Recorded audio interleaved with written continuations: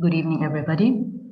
Thank you for joining us today and welcome to the 80th session of Majlis Khonji. Please allow me to introduce our guest for this session, Mr. Rio, the founder and managing partner of PA Europe and PA Asia, with offices in Brussels, The Hague, Jakarta, Hong Kong, and representative in several other capitals. In 2004, he established the Public Advice International Foundation, PA International, through which former political leaders, scientists, and top business executives from all continents provide advice on international socio-economic and cultural issues on a free or non-profit basis. While the consulting firms essentially work top-down, the foundation works bottom-up. Professor Mark Eyskens, former Prime Minister of Belgium, is chairman of PA International. PA centers all activities around three global securities: water, food, and jobs. In the past 24 years, PA successfully advised and supported over 400 clients, including governments, multinational enterprises, SMEs, NGOs, and international organizations. PA was privileged to advise several Omani institutions and industries from 1976 to the present. Together with institutions like World Food Programme, UNICEF, and FAO, the foundation organized major and smaller international conferences and projects on poverty alleviations, water and food security, food safety, and waste management. In 2007, Rio established PA CSR, which provides senior company management with advice on corporate social responsibility, strategies, and projects. He assisted with the introduction of CSR in Oman. Welcome, Mr. Rio, to Majlis Khonji, and we look forward for your presentation. Over to you, and thank you very much.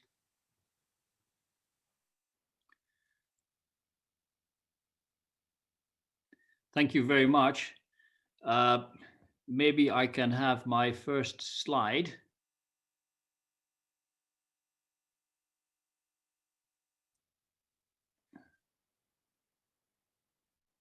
There you go. Thank you very much. And may I first of all thank His Excellency Khalil for giving me the enormous privilege and honor to address the Majlis Khonji again.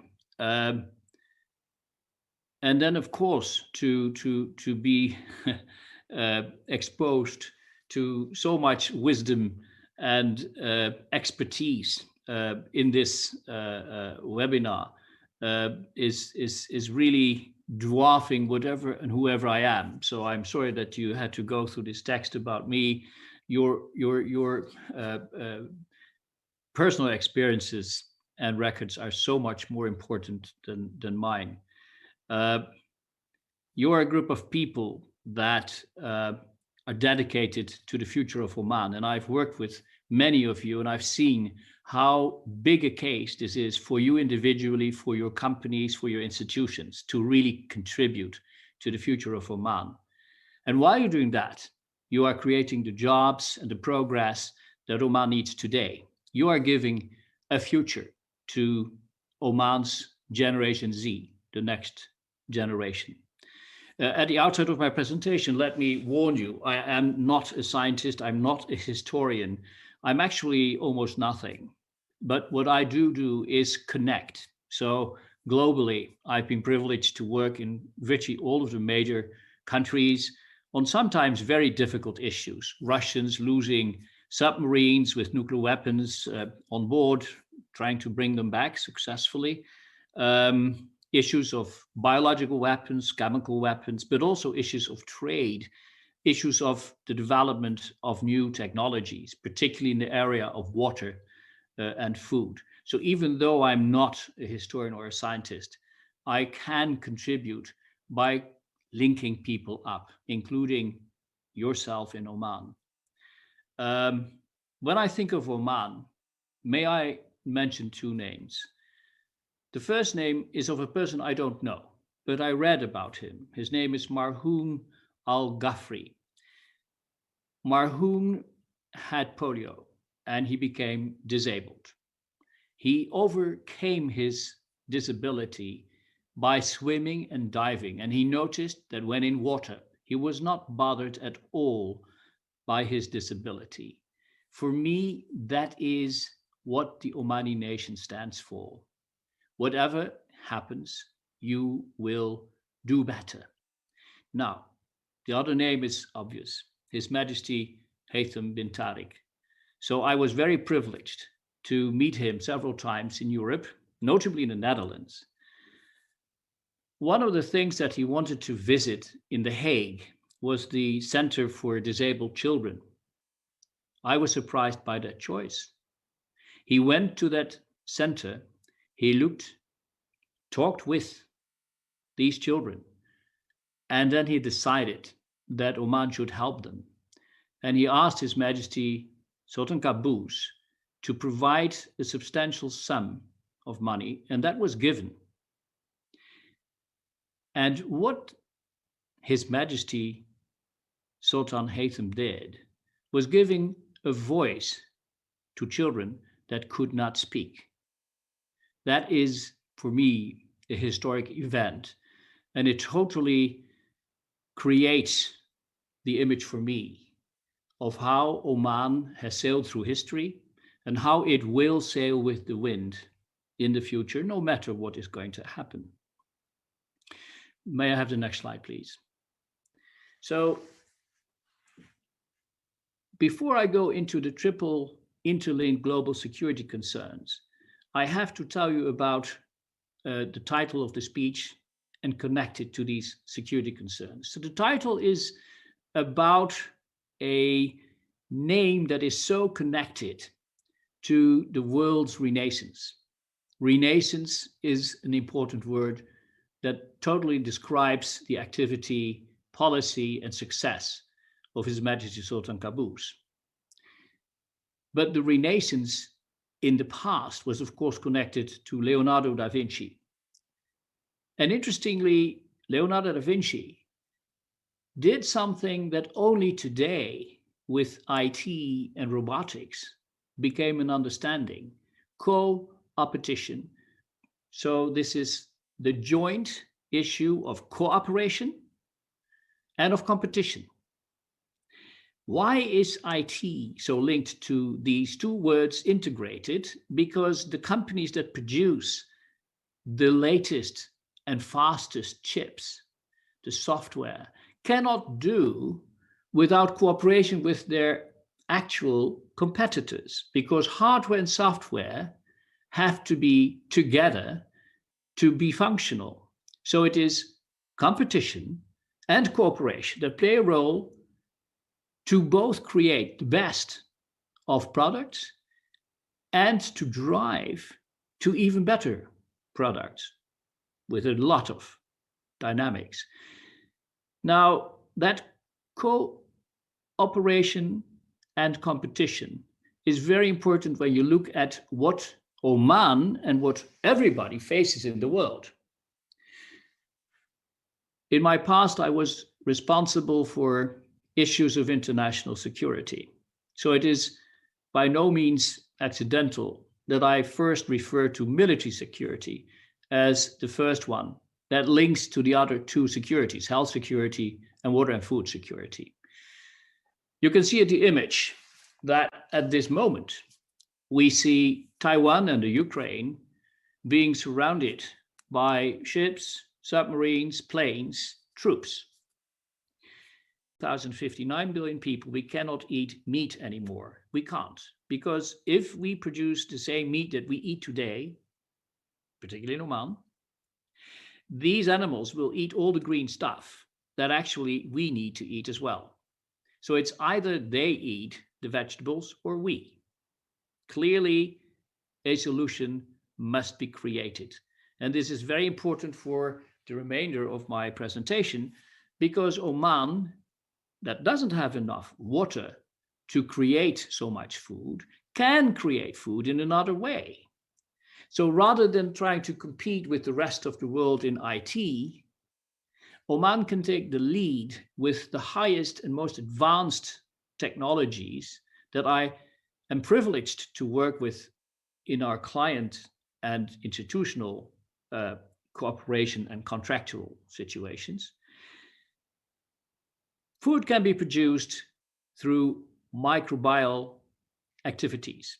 This is an incredibly important technology that sees to it that we get the proteins that create our life, that feed us. It's the energy of humans. And we don't have to go through animals in the future. There are many ways that this can be achieved. So let me round up this slide. In order to understand the triple challenges in the security area, we need to have a holistically integrated approach in Oman and everywhere else, so that we anticipate what is coming and we are prepared to that. We need to prevent that we are hit by something that we could have seen coming. Just as a small sidestep, everybody knew about COVID. We had the SARS outbreak in China. I happened to be in China when it happened. All the scientists, even presidents and prime ministers, said we have to take measures against the next SARS attack. We all agreed, but we didn't act. And then we had COVID-19. Now, we can address these securities in such a way that we create jobs with it. The technology allows that. The second remark, Oman, thanks to His Majesty Sultan Qaboos, thanks to His Majesty Haitham, Oman has this unique position in the world, in one of the most difficult regions. But it is not seen very often and very clearly. And I would really wish and hope that people are allowed to see more of Oman in its fantastic role as balancer of the peace. Next one, please. So it's not new. Oman 2040 was carefully crafted to actually be this holistically integrated approach. Now, in this slide, I look at the positives of that approach and what happens if we don't do this.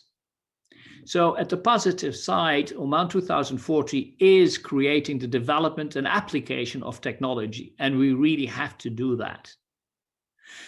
That secures that we will maintain the sovereignty and strategic independence that is so cherished by each Omani.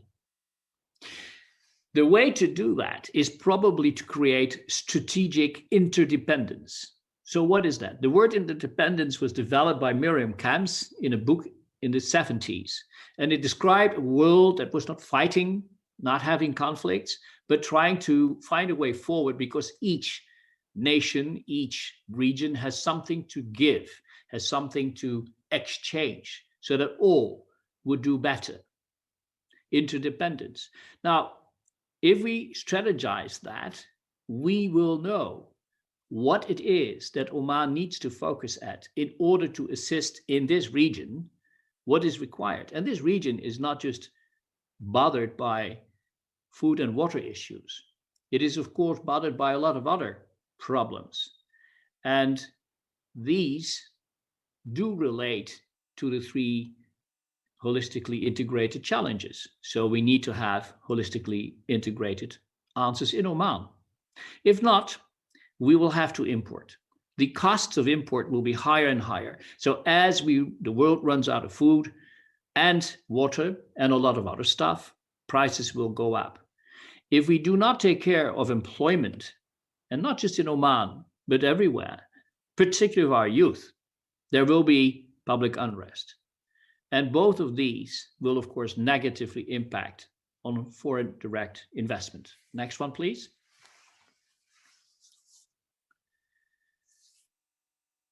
So what is Generation Z looking at? And I've really bothered to go into student activities. I'm still a member of several students' associations that I used to be chairman of or secretary general of many years ago. And I very recently had the privilege to be with the students on several conferences. And it's clear, these generations struggle with what is necessary for their lives in the future. Should we have deglobalization? Should we retreat into our own borders? But maybe that leads to nationalism. Nationalism doesn't have a real good name anywhere. And nationalism, particularly taken in the wrong way, will lead to radicalism, and the two of them will lead to intolerance. At the same time, a lot of people, thank God, are looking at re-globalization, but in the right way. Globalization, not just for multinational enterprises. And let me be a little bit harsh. I'm a liberal capitalist person, if I may say that. But the way that multinationals have developed, the overwhelming position that they have taken, for instance, in Europe, that actually leads to billions of fines that the European Commission leverages on these companies. And let me tell you, between you and me and the lamp pole, a big multinational in computer and IT visited my office and said, Rio, we need advice with regards to how we deal with the limitations that the European Union is laying on us. So can you devise a strategy? So I devised a strategy. And then they came back and I explained what the strategy would be. And they said, oh, no, this is an entirely wrong strategy. I said, well, but how do you think that you can step away from these enormous fines? And they said, well, we pay up to 7 billion. That's no problem because our profit is much higher. That happened in my office. You now probably know which company that was. So we need to create a more fair system globally, and that needs to be operated by each of the countries as well. President Biden has just announced that there has to be a global tax for multinational enterprises, and he has said around 20%. In Europe, people say maybe around 15%. In Asia, people say maybe 12%. There will probably be somewhere in between, but one thing is sure, re-globalization is probably going to happen anyway. I would be in favor, but it has to be based on a much fairer way of dealing with income and taxes. And that leads obviously to internationalism. Now, these 5 issues are very important to be related to Generation Z. They have to read in our papers, in our media, social media, what these issues mean for them now and for them in the future. So this is a matter that has to be addressed in a proper way through our media. And the fact that it is not done in, for instance, the Netherlands has led to the largest demonstrations violently in the Netherlands. Can you imagine? There was an outcry of everybody else, but there was this violence. And it was, my analysis, because the Dutch government did not properly communicate. Because actually the free media, the Dutch media are free. They were not focusing at the right things. They were not explaining things. So why is this so important? Because if we don't do this correctly and strategically, there may be domestic discontent. And in order to avoid that, action has to be taken as described. But most importantly, if our youth is provided with the opportunity to go into manufacturing, and maybe not the old-fashioned type, but the most advanced type, and in trade and in transport, this unique God-given geostrategic location of Oman will be the stepping stone, not just between Europe, the US, China, Japan, and so forth, into the Middle Eastern and Gulf region, but also to the future. Next one, please.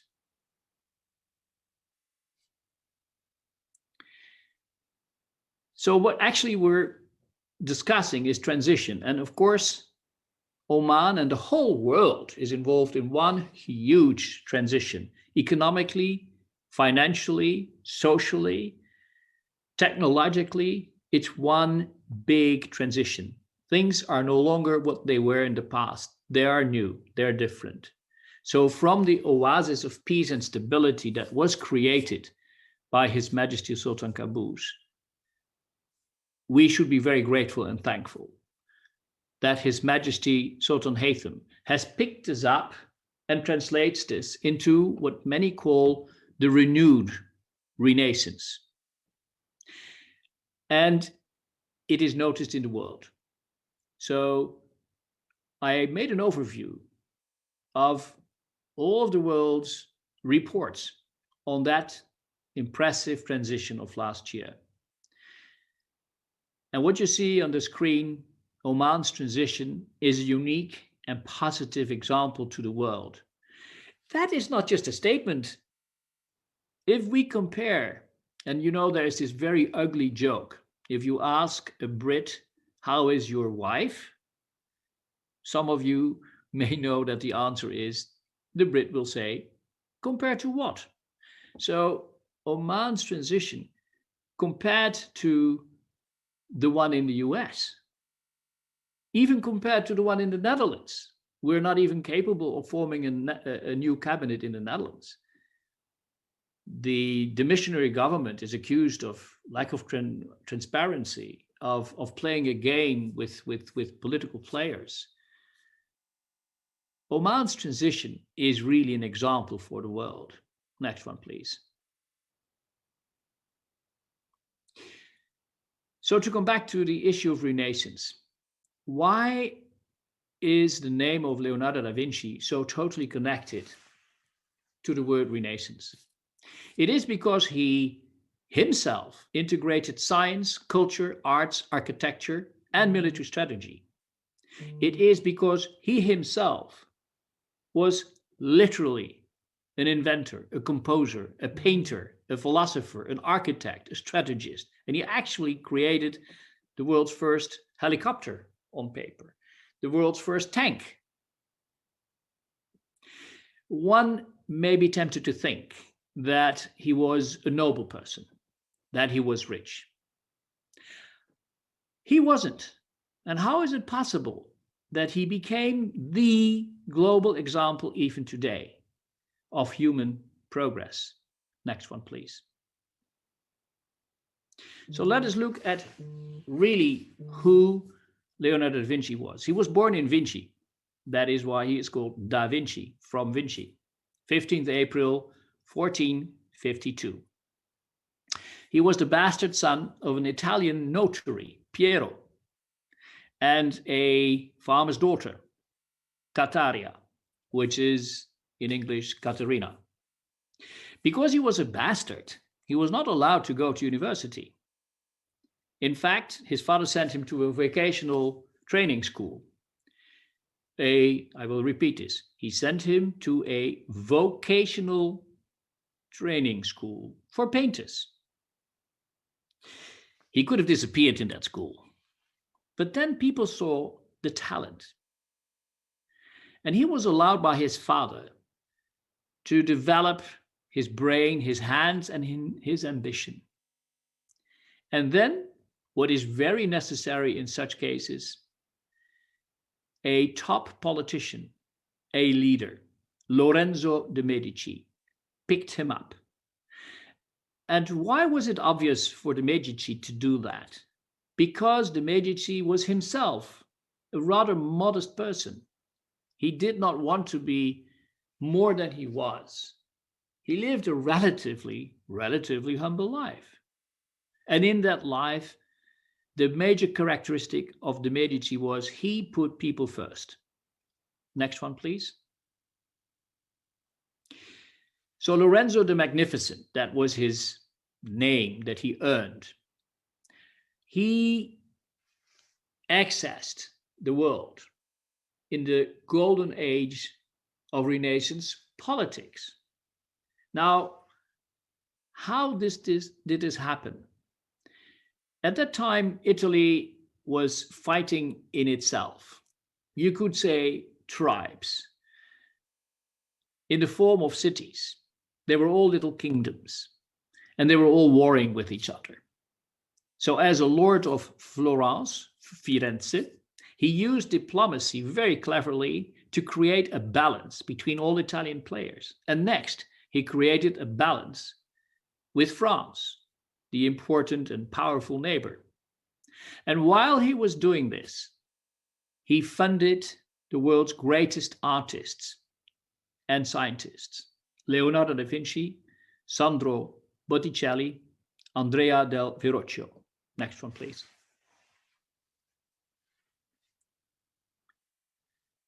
So here you have the relationship between His Majesty Sultan Qaboos and His Majesty Haytham.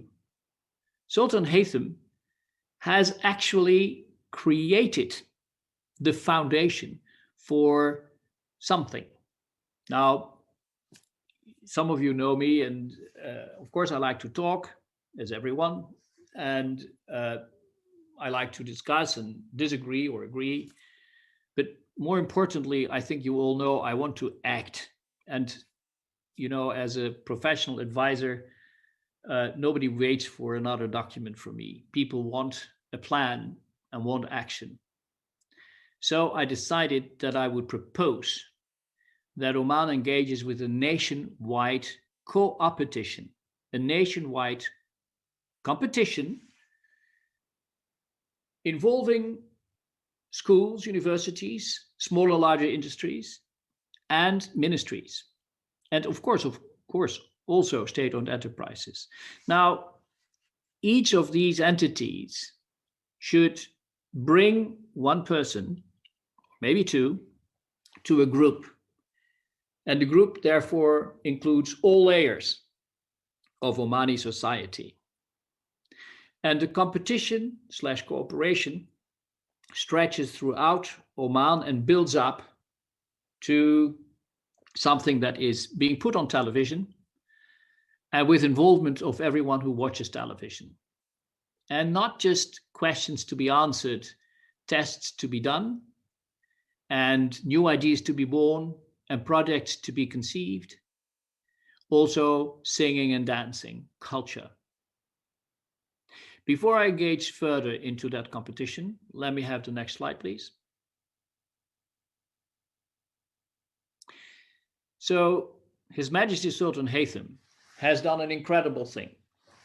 As of the moment that he took office, that he took the throne, he has been reorganizing the cabinet structure. He has been reducing the number of ministries. He restored the Ministry of Economy. He reduced the considerable number of authorities and other government agencies, leaving the Ministry of Finance and of Foreign Affairs to individual ministers. No more the minister responsible for, no, a real minister. And if I may say so, what a hell of a minister. I am personally so happy that I see His Excellency Said Badr as a foreign minister. I saw him doing a speech at IISS, the International Institute for Strategic Studies, and I was amazed, and everybody was amazed. I'm a long-time member of the ISS, and everybody was really very impressed by this holistically integrated view that he provided to an ISS conference. And moreover, His Majesty Sultan Haytham made the State General Reserve Fund accountable. Now, if I may look at these first 2 points, and I give a number to it. People told me that the first 2 issues created a saving immediately in the first year of his government of $5.5 billion US. $5.5 billion US.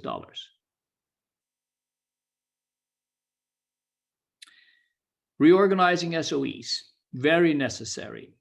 I have had the privilege to work in Russia in its transition, to work in Japan, when actually the second largest party, the Democratic Party, took over from the Liberal Party. In China, in Indonesia, in Europe. And I can tell you one thing, SOEs are very important to get to the people what they really need. But if it goes further than that, I see failure almost everywhere. At this moment, we reevaluate the value of SOEs, particularly in the domain of pharma. So to spend billions on creating new pills of tax money, your money, and then to see the CEO of one particular American company making a profit of $3 billion in just a couple of months, maybe that's not what we need. Maybe that's not correct. And frankly, if we need to produce new antibiotics, and if we need to pay for that as society, perhaps the patent shouldn't be of that pharma company or those pharma companies. Perhaps this should be a public-private partnership that actually creates another understanding of how not just one company, not just one country, but the whole world benefits of what we jointly put together in terms of science and money, so that we won't starve, we won't die as a consequence of patents. And I would like to refer to President Biden, who, to the shock of almost everyone, has all of a sudden said, let's step away from patents. Let us provide medicines to the Africans without patents, because otherwise it's not just that they will die, we will die as the next person. So when I say reorganizing SOEs, I mean really that it has to happen, but at the same time, not to the bone. This has to be a new balance, a dynamic balance, but a new balance. And I learned this from all the other countries. And hopefully, Oman can look at that and draw the wise lessons from it for itself. Decentralization, a very important issue. And then, of course, there is a debt that grows rapidly, and it makes Oman dependent. We have to be very careful with dependency. I've worked in the past few years in Sri Lanka. I've worked in Ecuador. I've worked in Greece, I visited Greece. And I have seen what happens when there is this so-called debt trap that opens up. And interestingly, between the two administrations in the US, there's one thing really the same, and that is that we have to be very careful with the debt trap. This must be prevented. And it is not necessary, and it is not even in the interest of those that create the trap, because in the end, it isn't going to improve the situation for those who create it. It will work against those. Next one, please. So let me go back to the transition issue. As a political consultant, I've been in so many transitions.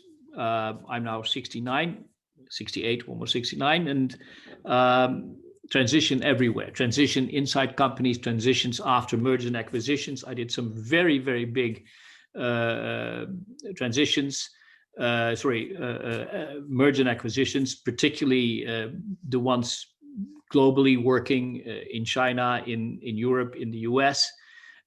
Transition is really, really a very uneasy and difficult game.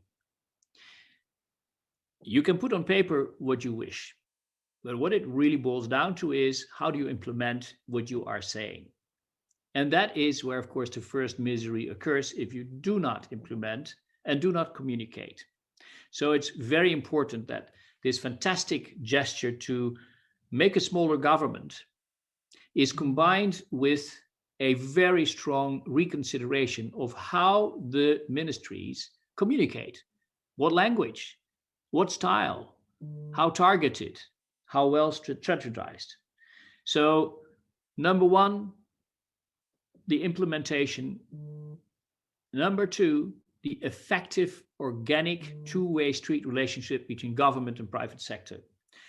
As a half Indonesian, I can tell you how much private companies suffer under a government that was told by the United Nations to step away from an over funding and an overemphasizing of state-owned enterprises that actually compete with the private industry. And if you look at the balance sheets of the state-owned enterprises in Indonesia, and I'm not saying something secret, they're making a loss. Of course, we can look at the reason why they're making a loss, but the issue is they're making a loss. So there's a report of the World Bank, and actually I was somehow a little bit involved. I have that report. If anybody is interested, I can give it to you. It is an extremely well-defined, very detailed report, and it describes what cost these state-owned enterprises have for Indonesia. Of course, Indonesia has a 250 million people population, and it is absolutely lesser developed than Oman. But at the same time, the capacity of Indonesia to grow is also fundamental. So if 250 million people all of a sudden start to drink something, a brand, or start to eat something, well, you get very rich.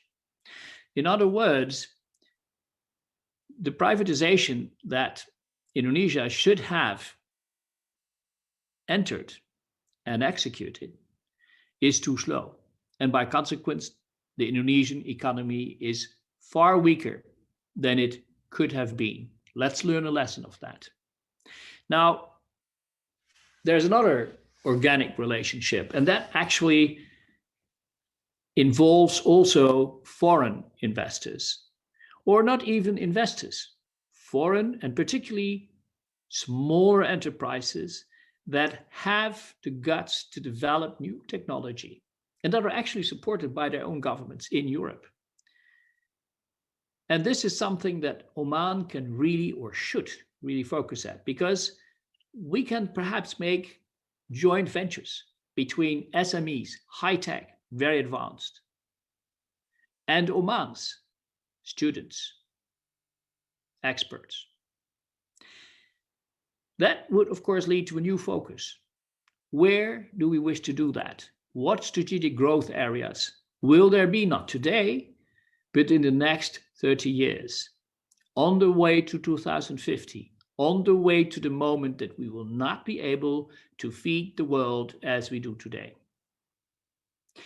All of this requires human enthusiasm.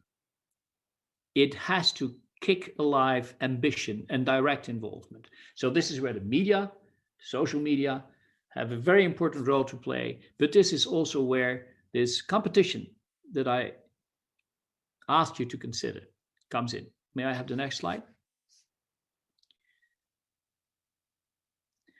Now, transition.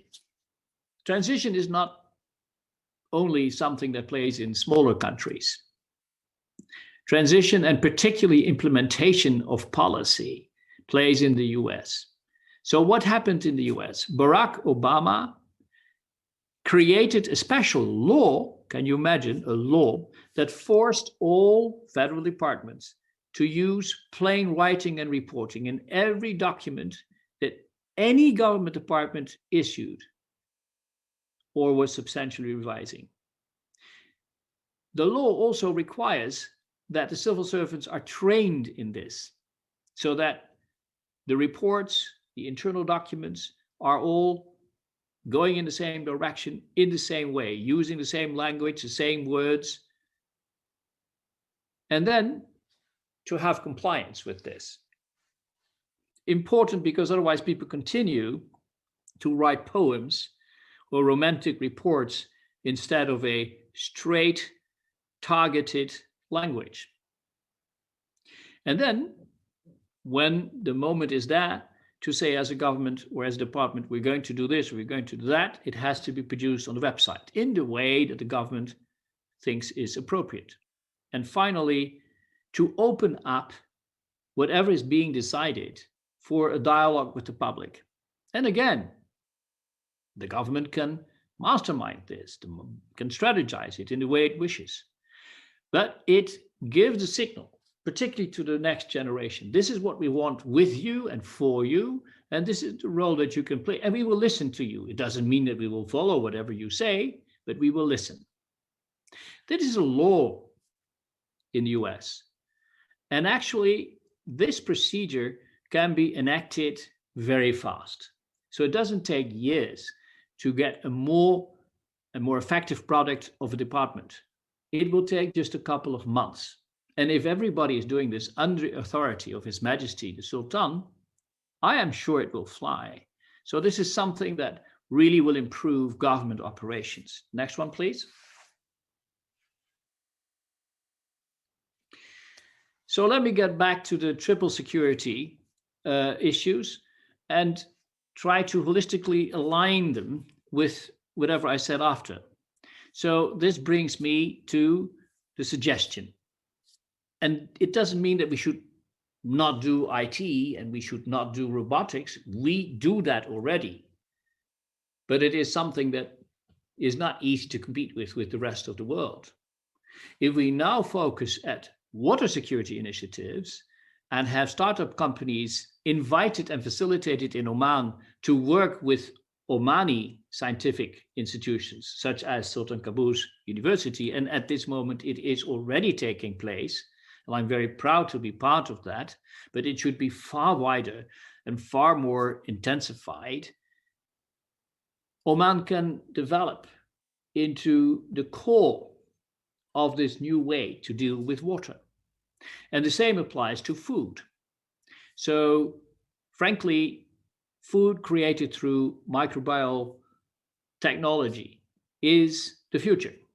It simply is the future. And I would refer to a report of banks, including ING, that simply says, by 2050, this will have happened. So the question is not whether it will happen. The issue is how it will happen and where it will happen. And this is where Oman, I would advise, should seriously look at this and pick it up. Pharma is open and shut case.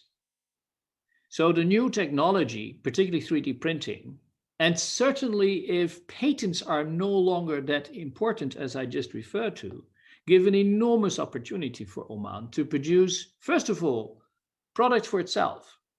Do we have a little bit of an issue with vaccines? Do we have an issue of sometimes hospitals and pharmacies not having the right medicines? We have that in Europe. In the Netherlands, and I saw the report and I've worked on it, that certain medicines are simply no longer available. What has happened? Well, most of the medicines are actually produced in India, but the raw materials are coming from China. And why have we allowed this situation to occur? Because the medicines from India are extremely cheap. Why are they extremely cheap? Well, because none of the ecological and human concerns that actually make the product a bit more expensive are totally disregarded in India. There will be an article, hopefully in the Financial Times within the next, say, 2 or 3 days. I've seen the article. It describes what exactly has happened in China in the production of pharmaceutical products. Now, quite apart from the question, do you wish that mothers, and let me give an example, each year 58,000 babies, let me repeat the number, 58,000 babies die at birth because of the pollution of Indian ground and surface water. Why? Because most antibiotics are produced there in such a way that antibiotic materials go into the water and they create antimicrobial resistance in such a way that a child is totally without defense against bacteria.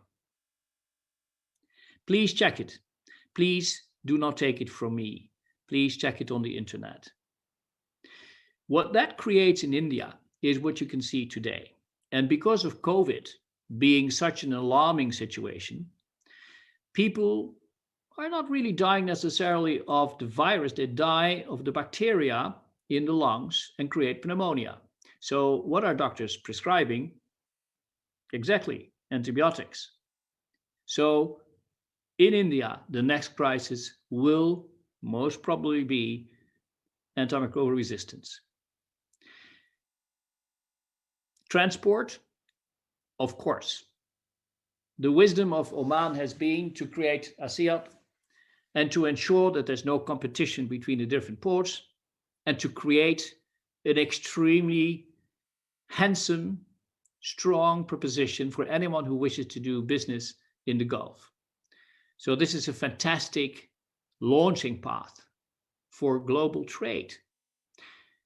But what to do with the hubs there? Shouldn't we then focus at water, food, and pharma to actually be produced, manufactured through the most advanced technologies around these ports? so that we are not just trading what everybody else produces, but we are manufacturing ourselves. Circular economy, very important thing. In Europe, there's now a law that says we have to adapt all manufacturing procedures to the circular economy, which means limiting waste. Believe it or not, 40% of all the food in the world is not eaten. In the south, because it doesn't reach our plate, because we don't have cold stores, we don't have good transportation, and in the north, because we buy it, but we don't eat it. 40%, almost half of the world's food, whereas we have so much hunger in the world, doesn't get eaten. And last but not least, 3D printing. And I've seen Saleh already making statements about 3D printing in relation to food. And it is going to be the manufacturing of the future. Why not already jumping at this? Next one, please. So may I come back to I'm a bit over time, so I'm going to quickly through the phases of the competition that I give for your consideration. And I really hope that the businesses and the government will do this together. So at the one hand, this competition has to be future focused.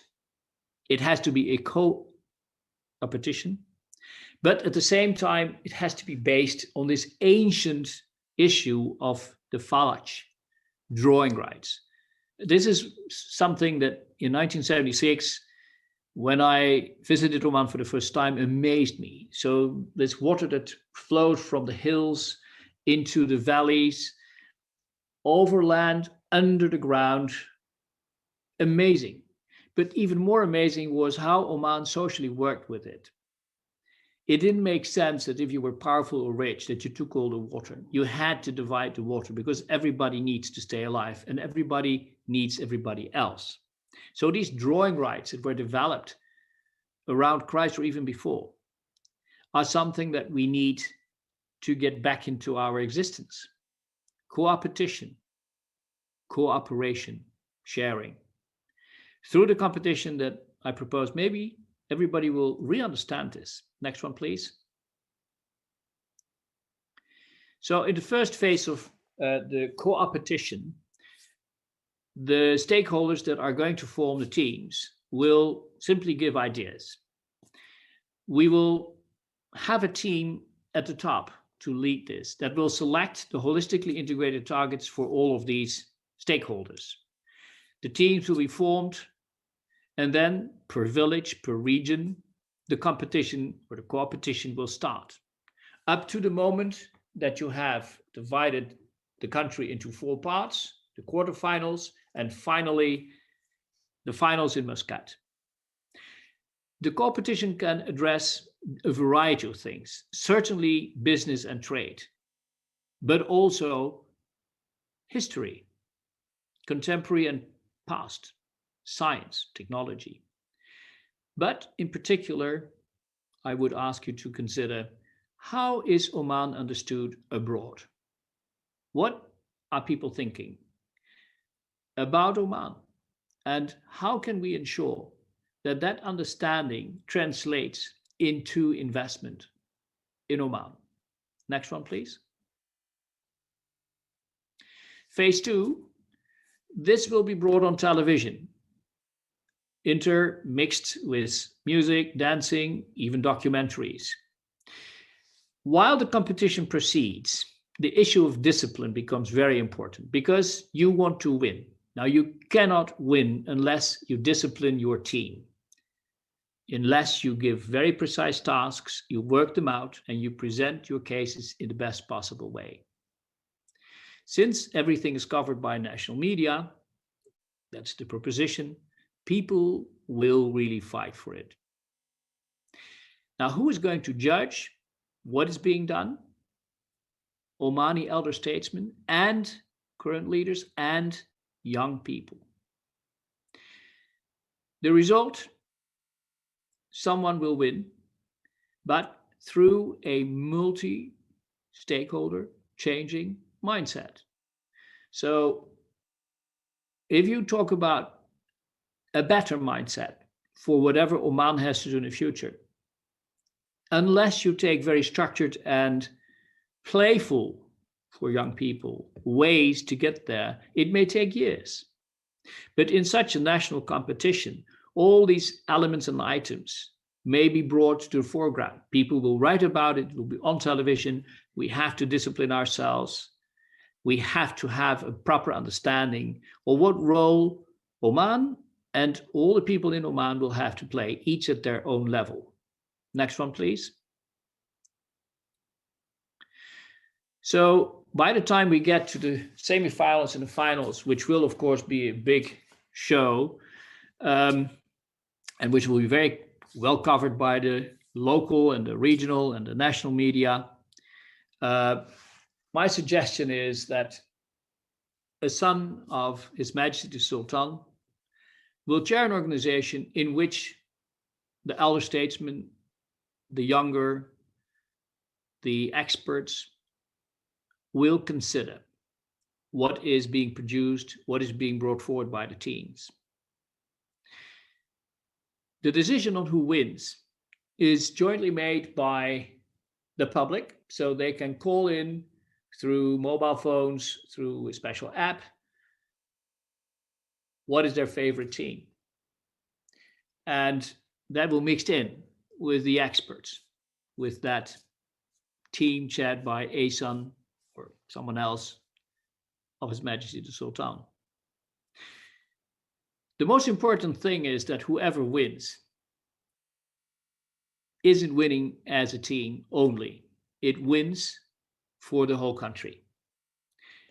And everybody else who is not winning will probably see their propositions, their ideas to surface and maybe to be picked up. There may be individual companies that say, hey, that's a very good idea, I will do that. So a win by one team then appears to be a win for all. Next one, please. Now, of course, you need to celebrate in an international way. So once we know which team has won, my proposition is that we ask France, which is very interested in the Gulf region and which must come across a couple of issues itself with the Middle East, but very, very much interested in being there and in being in Oman.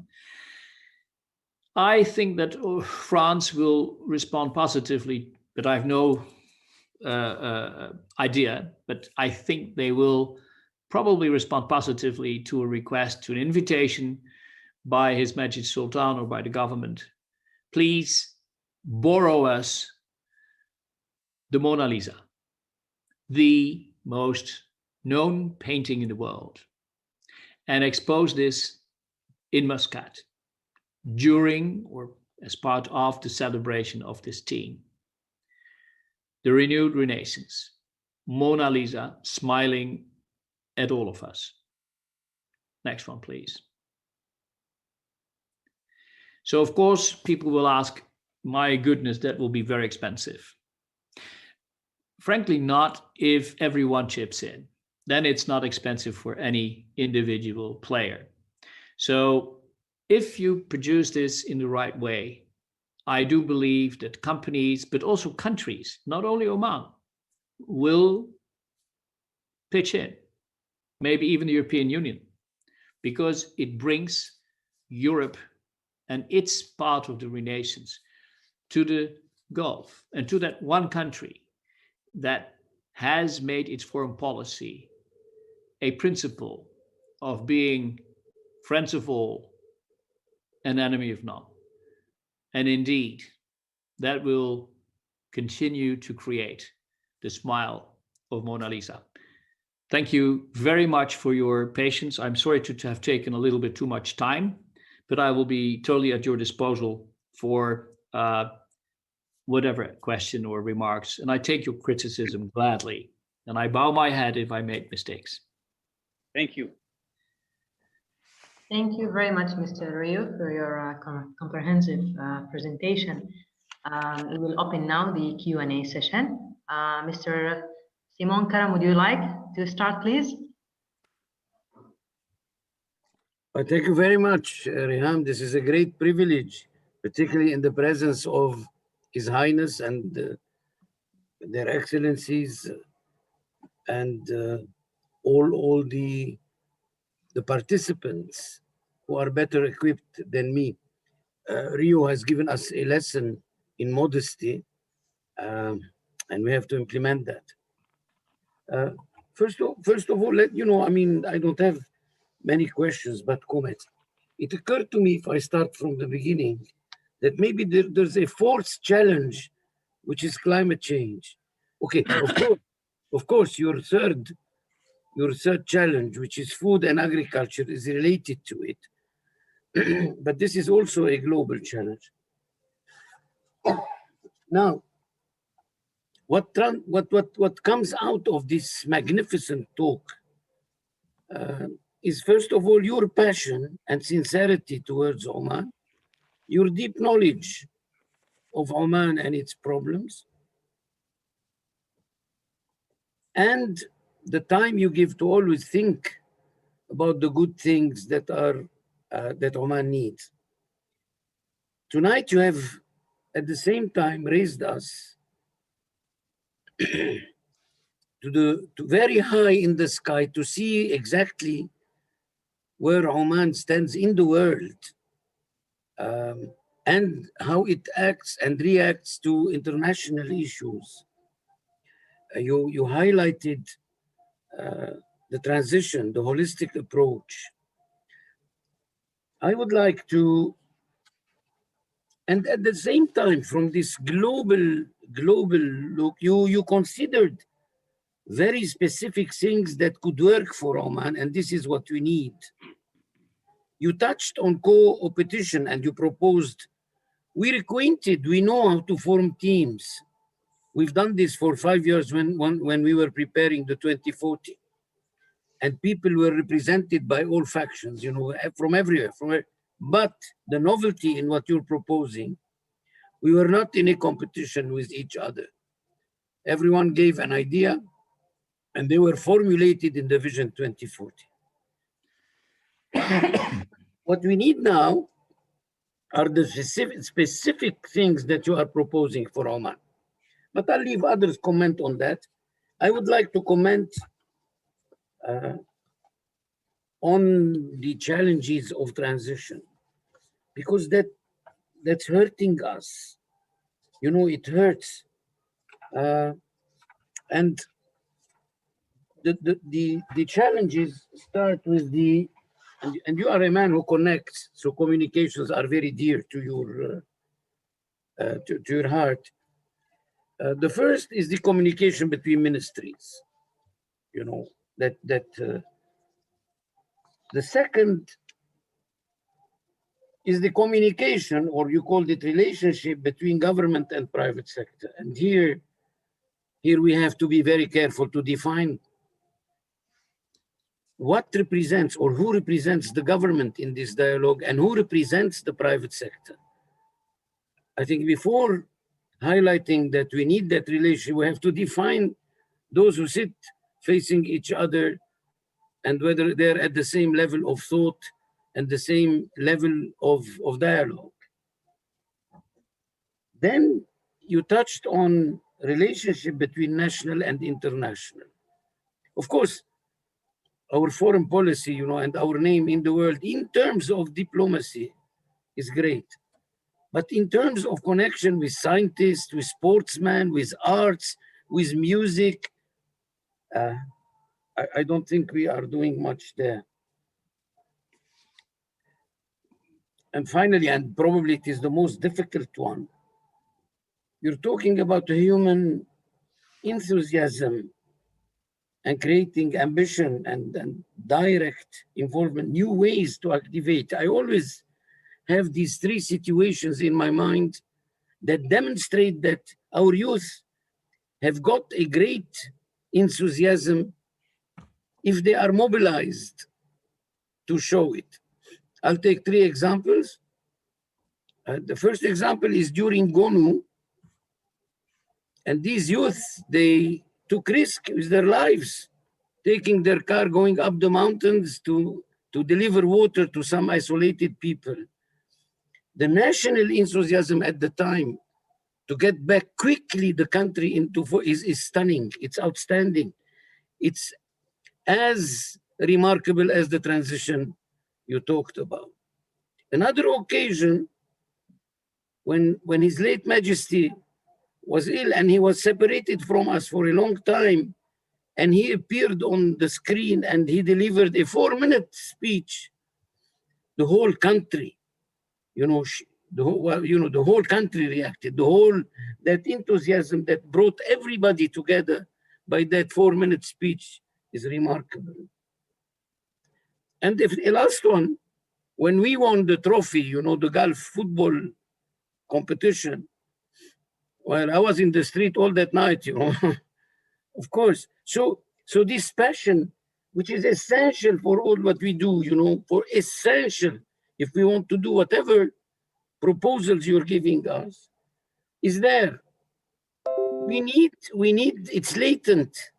We need to uncover it. And His Majesty Haitham can do that and will do that, I am sure. These are certain remarks. We'll talk more maybe about how to implement the co-petition, but I'll leave the floor. And I thank you very much, Rio. Thank you very much, really, not for what you said and for what you are and for the love and respect and esteem you keep for Oman. Thank you. Thank you, Simon. Thank you. Should I react? If you would like, yeah. Okay.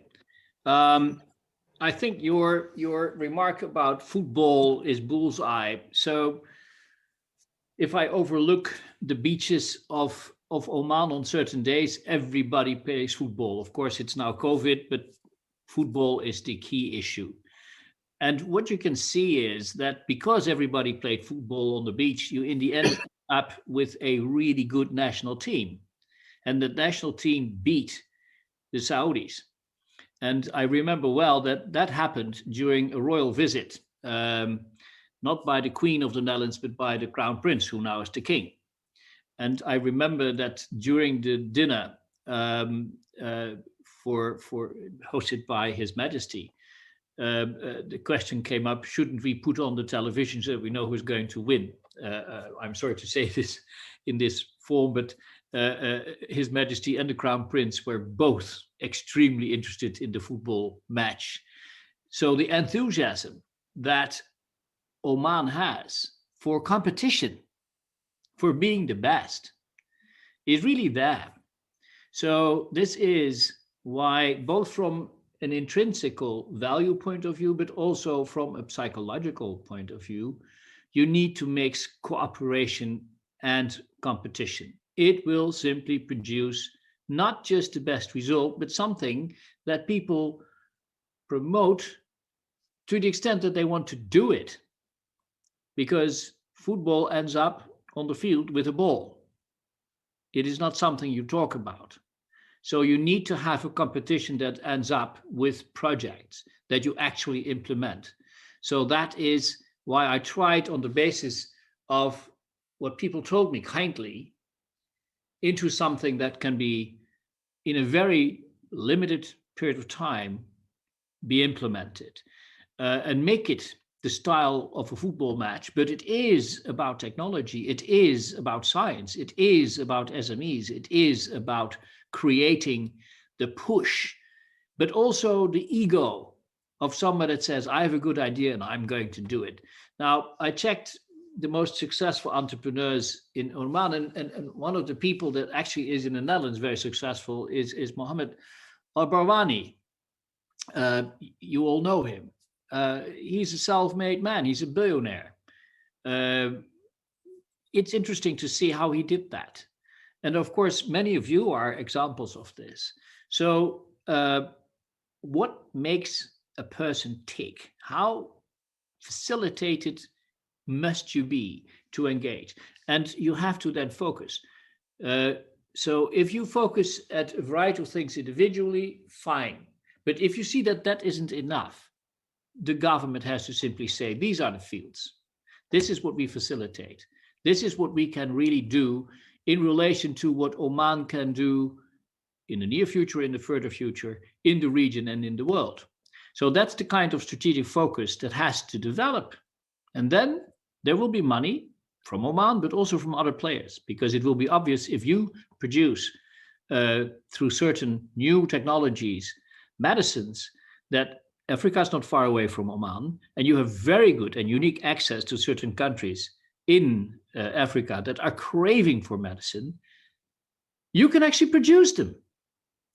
And maybe you don't earn immediately a lot of money, but you will earn. And frankly, you then create, so just imagine that you create the antibiotics in Oman for those that are suffering under a load of diseases that all end up with bacteriological infections. Just imagine that you produce that. Then there are so many diseases that are actually transferred by animals. These diseases have to be addressed. The world is struggling with this. The new technologies are really already there to address these. But there are all kinds of issues in most countries while this is delayed, even in the US. Oman doesn't have that issue. You have His Majesty the Sultan, who can say, we will make a law and this will be allowed to do. And if you do it in accordance with the rules that are internationally valid, you can be a prime player. And if you, first of all, focus, as I said, on the needs of Africa, who is going to say, don't do that? So these are the very critical issues for your region that I think Oman can take a lead. And frankly, you know, if and I say this, of course, with due consideration for everything that is involved. But if you look at how much money has been spent on things that actually are not productive, and if you look at the money that is needed to do this, it's actually a lot less. And as I go back to the joke, when you ask a Brit, how is your wife? And the answer is, compared to what? Well, that's the comparison that we have to make when the Omani government is investing. So in what? And how does it compare to something else? And unless we do that in the right way, and I think His Majesty is absolutely doing this, there will be a very large bonus. Is that at least the beginning of an answer? I can go, of course, into climate change. Of course, it's a huge issue. But I try to focus on things that Oman can do with the three things for itself. And that's why I left that out. But you're absolutely right. Climate change is a fundamental issue. But that's where water, of course, comes in very, very big. If you talk about the issue between government and industry, now, I have learned one thing in Russia at the early start of the transition from communism to capitalism, whatever that is today. You cannot work along existing old lines. That doesn't work because you get the same people with the same opinions. And, you know, before you know it, they are digging the same hole that they were already in. So transition means you have new teams. And these teams must, of course, be composed of people that everyone says, oh, yes, these are the people that really, really understand the issues. And they are the best kind of people representing government. And these are the people that really have gold in their hands in the business. They understand the business. They do it. They live it. And they look at the larger picture of Oman in the future. So they must represent the businesses. So probably you step away from old structures. And it doesn't mean that you create a new structure. No, you create new teams. And then the old structures can or cannot, as they wish, work with this. But if it's done in a transparent and rather public way, and not to score points to each other, but to really improve the situation, the space in which you operate for everyone, I think that will be the most helpful way. But of course, I have not been in Oman for more than a year, so I give my opinion for a better one. This is just that I can give on the basis of experiences in other countries. Thank you. Thank you very much. We would like to listen from His Excellency Nazar Al Saeed. If you may comment or have any views, thank you very much.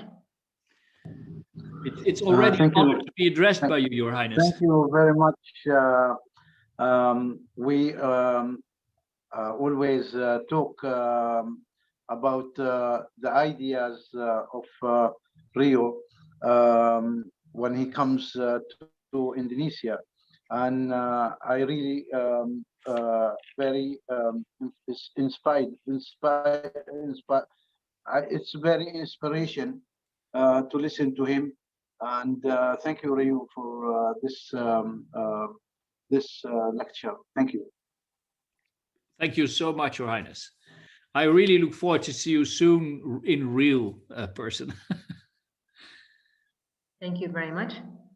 Your Excellency Noor Al Busaidi. Well, thank you so much, Rio, and thank you, the organizers of Al Khonji Majlis, and for Mr. Khalid Al Khonji and all the participants.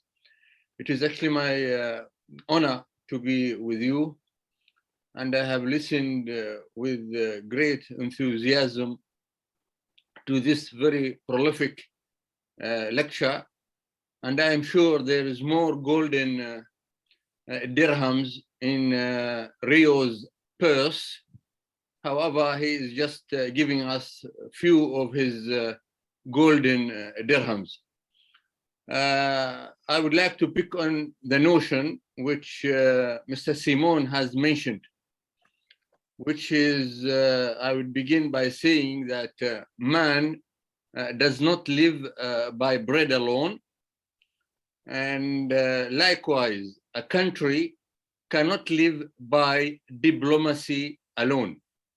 We have very good diplomatic relations with the whole world, but we need to develop multifaceted and other interconnections, which is functional interconnectedness, international connection, functional international connections when it comes to arts, sports,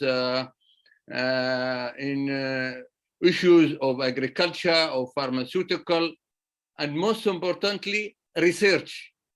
We have to develop a international relationship that has this research issues as research cooperation in the field of research, and especially scientific research. Thank you all, and thank you, Rio. Thank you very much, Said. No, I don't think I can answer to these remarks other than that I think you have the best team already for diplomacy, and it is a matter, I think, of using the facilities that you already have in a strategic sense, and I'm sure that His Excellency Said Barak will do that. Thank you very much. Mr. Maqbool Al Saleh, would you like to any comment, please? You're muted. If you kindly just open your mic. Yeah.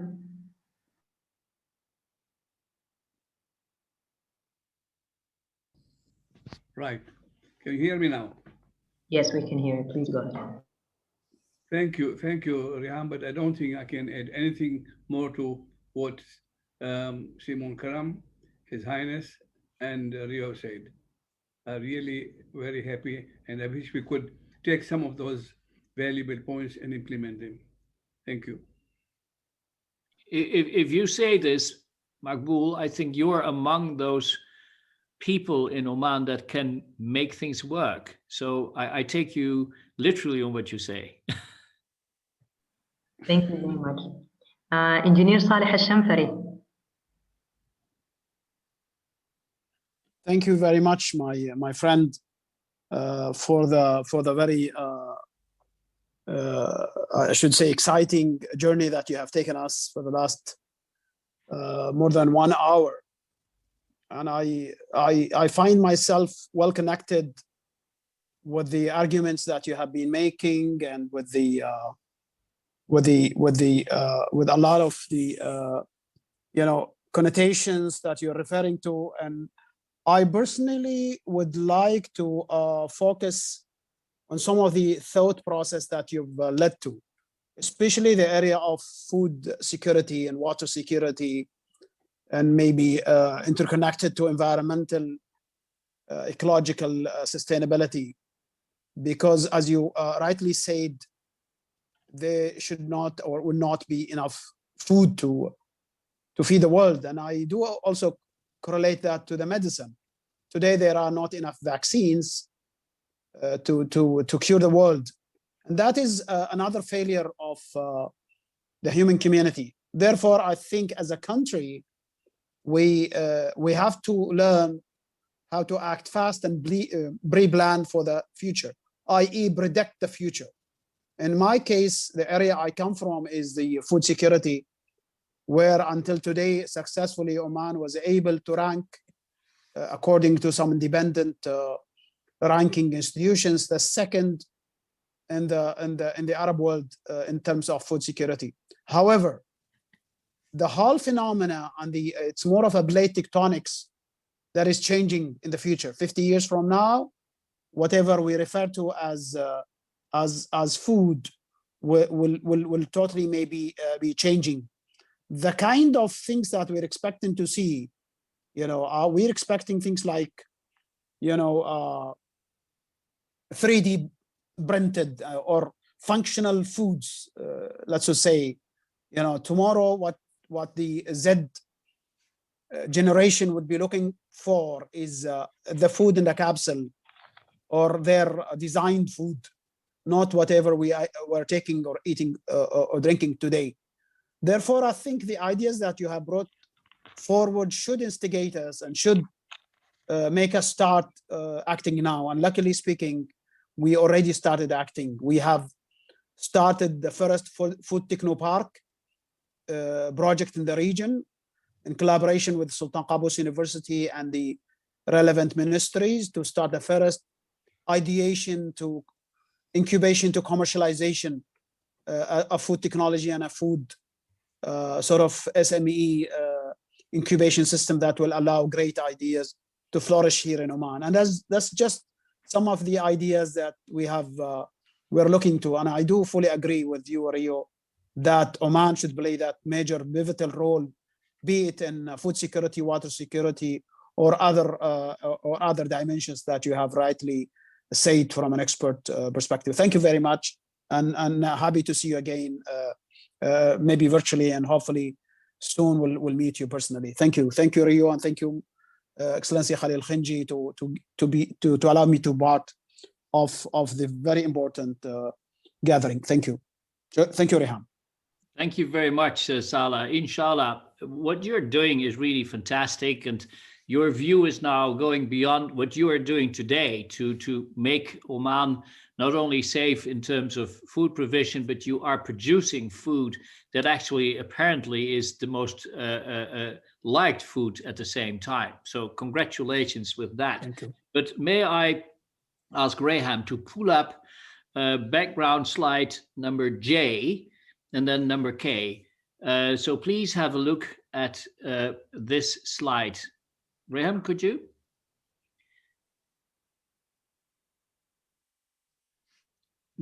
J.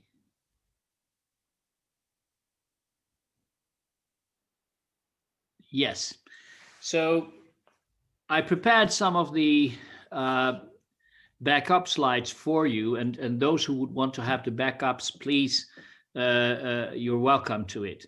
So these are all fact-based things, and they're not things that I have read about and actually came across, but I've been part of it. So when I say this, it's fact-based and I have direct experience. So Leiden is, of course, a university city in the Netherlands, but that community has decided to really invest in, and that's what Salah referred to, a park. So this is a sign park. So each year, the community of Leiden, and this is the last dot on this slide, each year Leiden, as a modest community, invests 3.8 million euro into this park, and it gets revenues each year over the whole period from 2011 to 2019 of 8.3 million. So that is what you actually can get. So in other words, there is a fantastic return on investment, and that's just for the government. And if you look at the jobs that are created, so 20,000 jobs, and not only for the highly educated. So 1 in 8 people from Leiden is directly, indirectly employed through this park approach, the Leiden Bioscience Park. So you, of course, see the newest ones like Janssen Pharmaceuticals, who is producing a new COVID vaccine, but also an old company such as Farming, which I helped establish and helped fund. And they are creating medicines through animals. And the animals create the pharma that is then produced fairly cheaply instead of through a chemical way, in a biochemical way. Maybe we can go to background slide K, the next one. So one of the most important technologies is CRISPR. So what is CRISPR? CRISPR is gene editing. There is a new law going to be, I would think, this year approved by the Parliament. It is being developed right now in great haste by the European Commission, and it will allow the technology of CRISPR-Cas9 being used. So this will lead to the most fantastic things, and it's really not just a fairy tale. It sounds like a fairy tale, but it is not. So this includes to create potatoes that actually can grow either at very dry or at very humid areas. It creates rice that actually can be grown without soil, without drinking water, on sea. So just imagine that you start producing rice in the enormous areas of sea that Oman has along its very long coast. Just imagine. And that's done through CRISPR, gene editing. So I would urge that those that are developing technology and technology strategy focus at these things. Salah, you are successful. I think these are matters that you can really take up. The investment isn't even that big, and the seedlings for the rice are already there. So the company is already working with us, and we are trying to bring this to a larger scale within the European Union. They're part of a working group that I have established. So I know a lot of facts and basic issues around these technologies and around the many products, food products that are being developed. And actually, we just wrote a document for EIT Food. So this is the prime organization funded entirely by the European Union to produce these new technologies. So we actually advised them on a series of technologies that should be addressed. And we indeed connect the global threats, particularly, of course, of drought, but also soil degradation, landslides, earthquakes, and all of these issues, tsunamis, that create, in a situation that we are already having shortages in food and water, an even worse situation. Today, there are conflicts, hot conflicts between the different stans in Asia. So what is really important is that Oman sees this and considers how to act now. Because if we wait until the larger economies with a lot of potential funding step in, we must compete with them. If we now use the much faster decision-making processes that can be available now in Oman, and if we invite these kind of companies, and I know them, if we invite them to come to Oman and facilitate them, and then make the crossover with the scientists in Oman, that then turn into entrepreneurs, as so many of these companies are created by academics, I think we can really we can really inject the process and make it go fast. And with people such as yourself, Saleh, I think this can be masterminded and done as of tomorrow, because any day that we wait, competition will grow. Thank you. Thank you, Rio. Thank you very much. Now we'll listen to Elena Lager, then Mr. Khalil Al-Baluchi. Elena, please go ahead. Thank you, Reham. First of all, I'd like to thank Majlis Khonji for giving us another wonderful session and enabling us to come together in such a meaningful way. And of course, Mr. Rio for giving us a lot of food for thought this evening. And I'm sure the conversation will go on for a long time based on what you've told us tonight.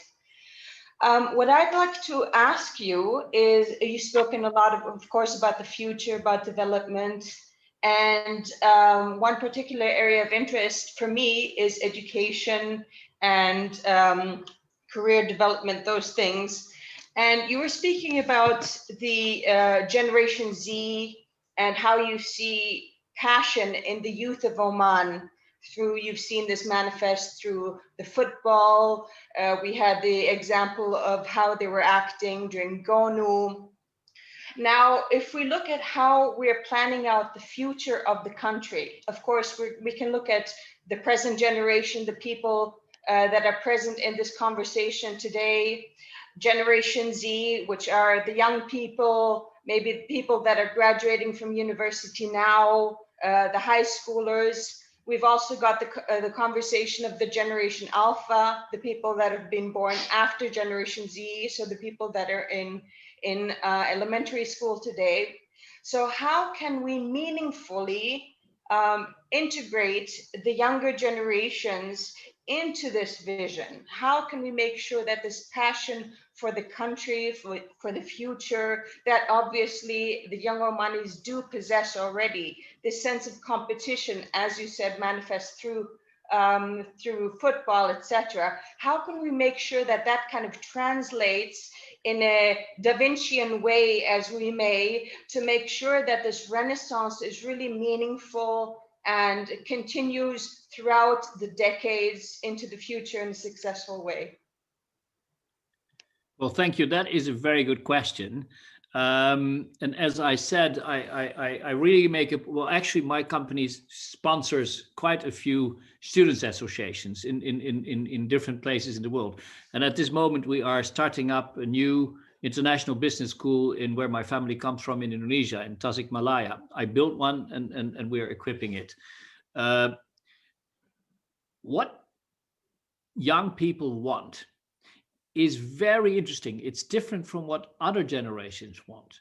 So first of all, they want a clean world. Well, you know, when I grew up, nobody bothered about whether the world was clean or not. And of course, subsequent generations were just saying, let's have a profit. And America created students that created, in the end, the 2008 disaster of the global economy. This generation is very different. And I don't think Oman is very different. So they already have a view on Earth that is much more positive and constructive than the previous generations. So if we give them that competition, and this is why I thought that a co-opetition would really kiss awake, like in the fairy tale, that ambition among the students.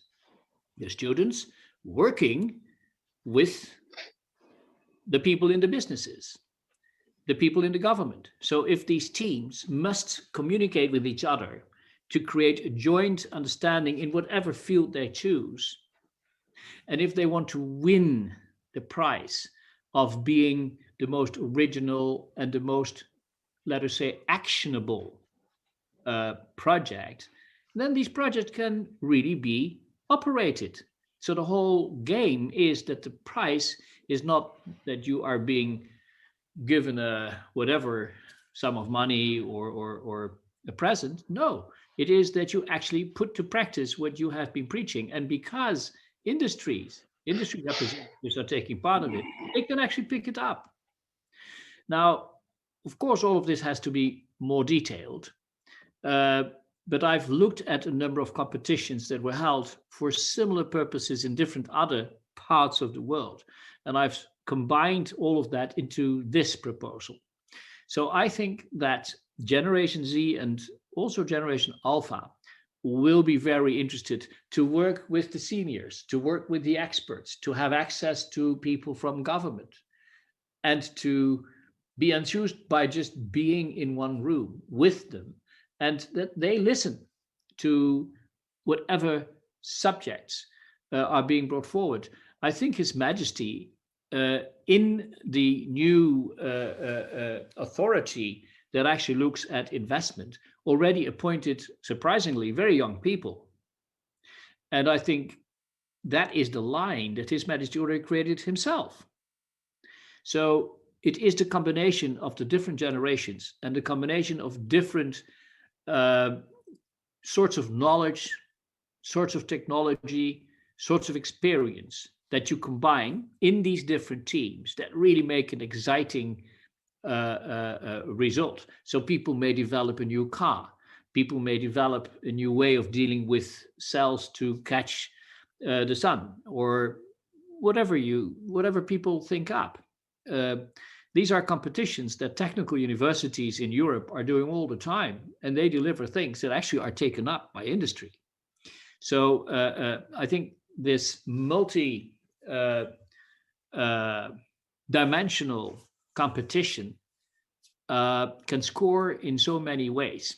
And if television is covering this, you know how that works? People will feel obliged to give the best that they have, and they will want to win. So I think the competition or the coopetition is really the trigger. And if you then have a complete strategy to go forward with whatever is being delivered, I think you are reaching the point that the universities say, we want to have a competition like this every year. Let's make it more modest, but let's continue with this. And that means the integration of the different types of education. Now, one of the big things when I studied a little bit the educational system in Oman was that people were educated for what exactly? For jobs that were not there. Well, that's a major mistake. So you must train people for jobs that are there. But that means that you must have a strategy in the educational process that says, we want these and these and these functions to be fulfilled or filled. So we focus at people who actually can fill that job. And we educate them and train them to do that. Is that a proper answer? Thank you very much. Yeah, it's definitely in line with what I was thinking as well. And so I really appreciate your insights and taking it a step further. Thank you. Thank you very much, Elena. Mr. Khalid Abloushi. Shukran, Reham. Good evening, all. Thank you, Majlis Khonji, for this great opportunity. It's a privilege to be among very distinguished audience here. Thank you very much, Mr. Rio, for the interesting talks. I have two probably questions and one comment. You mentioned we would like to take advantage of you being with us to shed more light on a few points. You mentioned the state-owned enterprises. This is where the government goes into commercial activities, and of course, this will come with a cost always. But at the same time, we are trying to promote private sector to take the lead into all these activities. But you mentioned the correct or the new balance what is this balance in your opinion? What could be the best balance when it comes to SOEs? The second point I have is what is going on in the last, well, since pandemic at least. We were going into the globalization for the last 10, 15 years. The interdependence, the strategic interdependence you mentioned was there. We know that a lot of raw material, for example, comes from Brazil, where the end product comes from China.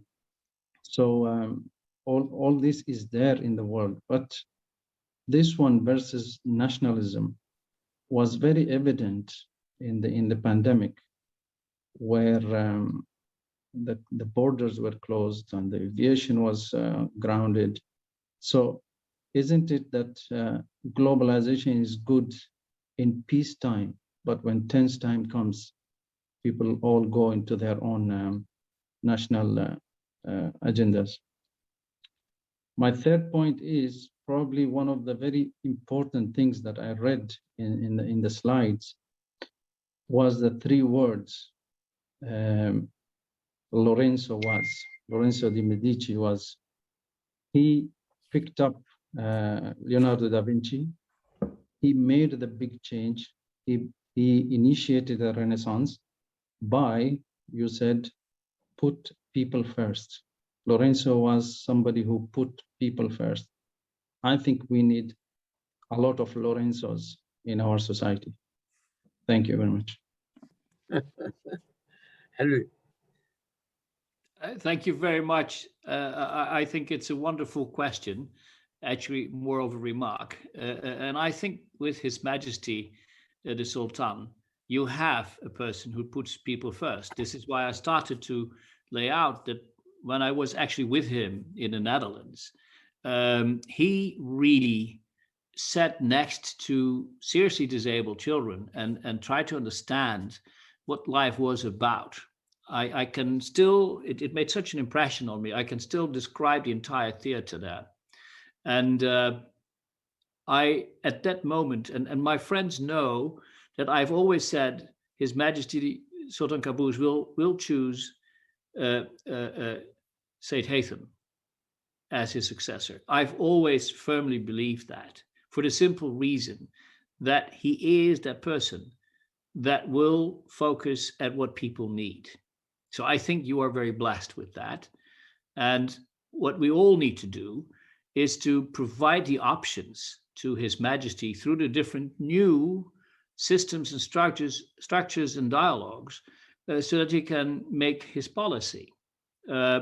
So yes, I think I am absolutely certain he will put people first, but he needs to assist the government system to really straighten out its work. So it's great to have smaller ministries, to have combined them, but if you ask the question, what result are they creating? It may really be necessary to do what Barack Obama did in the US. And the Americans are known for their practicality and directness. So if they needed that, I think everybody else could really take a lesson from that. Let me go to the issue of peace versus not so peaceful times. So in the European Union, to everybody's surprise, the European Union was not able to come up with one policy with all of the EU member states following that. So member states of the EU closed the borders for each other, and they all had a different take on what was necessary to address this fairly difficult crisis. Now, the critical question is, did we know that this was going to happen? Yes, we did. Since SARS in China, we did. Did we do two things that actually we know from war? So if you want to have peace, you know the famous proverb, si vis pacem, para bellum. If you want peace, prepare for war. So what we didn't do after SARS was to prepare for the next issue, not at all. So because we did not take preventive measures and because we didn't prepare for a crisis, it took us by surprise. Well, what kind of surprise was it? It was the same kind of SARS in a different form. So the answer is, you will have war if you don't prepare for it. So in my past, I worked with NATO, with nuclear deterrence, with how you deploy troops in order to not fight a war in the center of Europe, which actually is Germany. So what you do is you prepare your troops, you pre-position your troops, you take all the measures so that you have the sort of cooperation between the different member states of NATO to secure that you're not going to be surprised.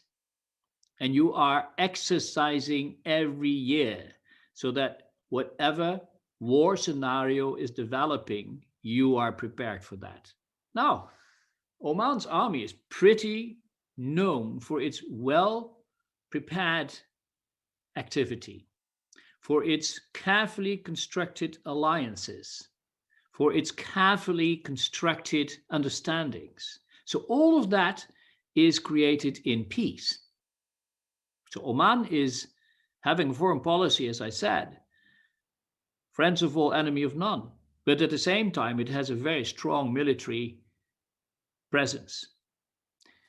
Now, I can tell you this, if Oman didn't do that, that policy of being friends and having no enemies would falter.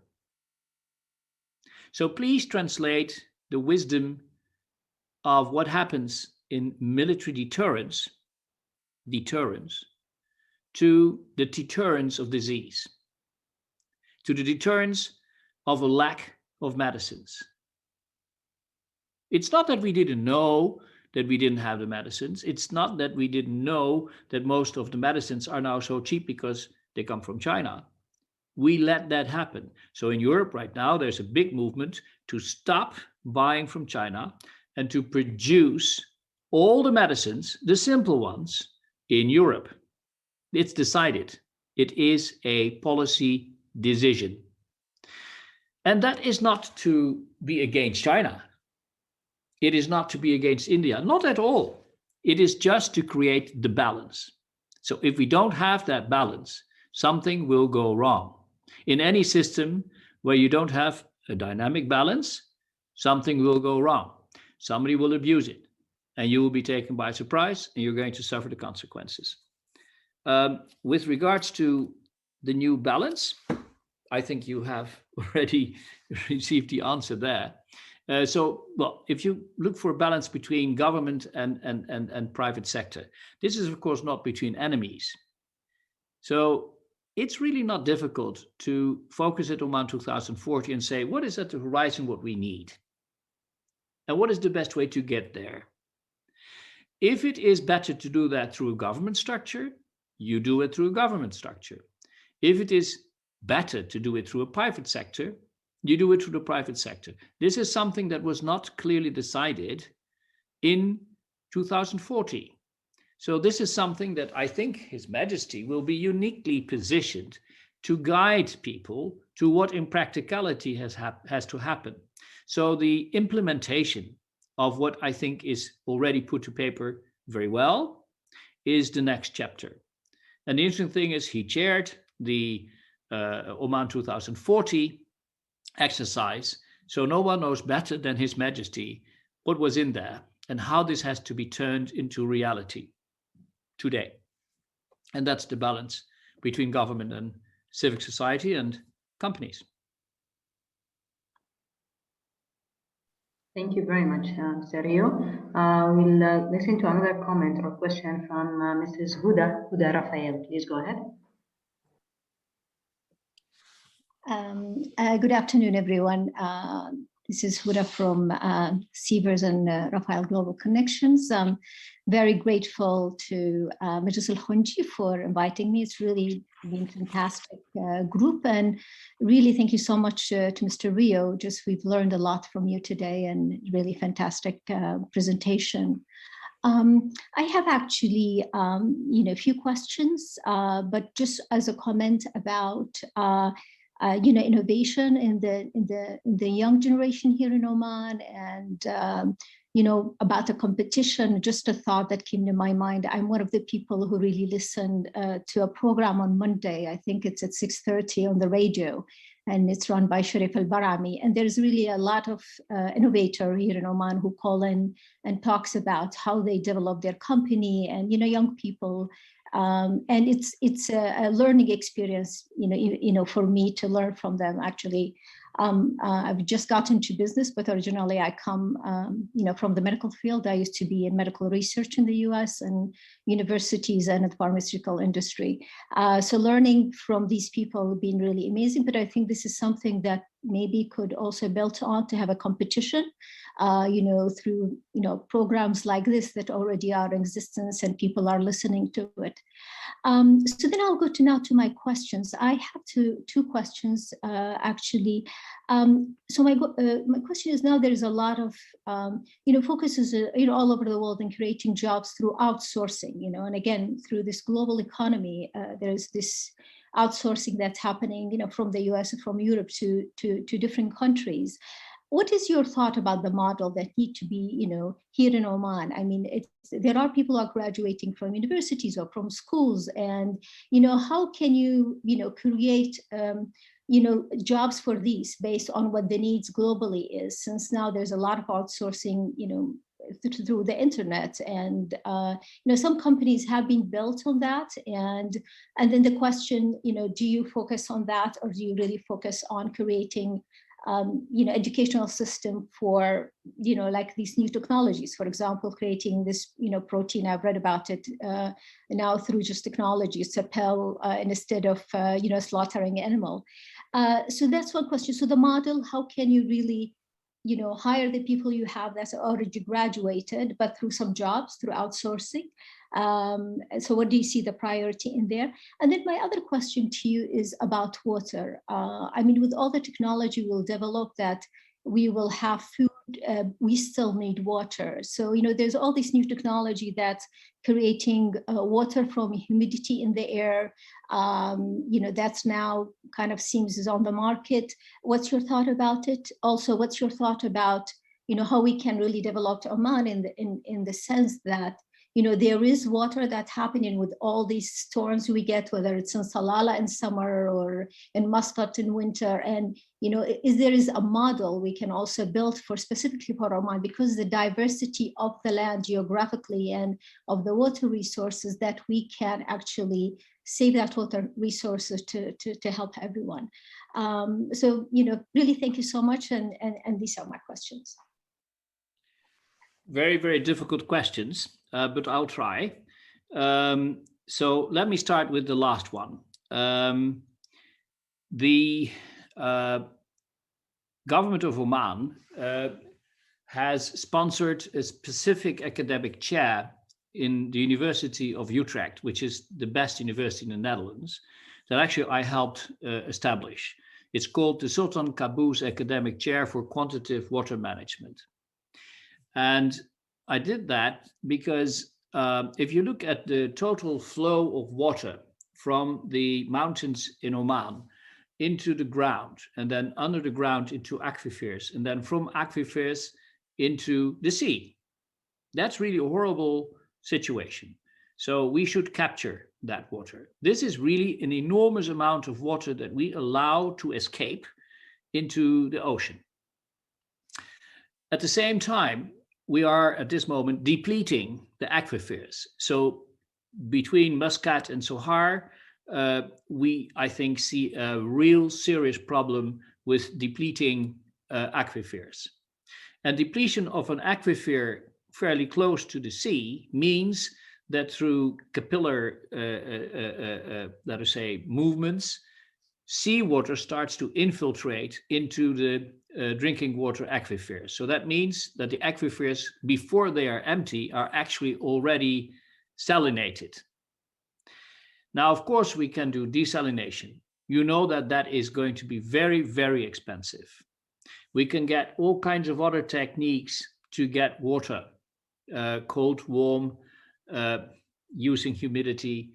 But the more simple thing, and actually the cheapest one, is to create man-made underground lakes.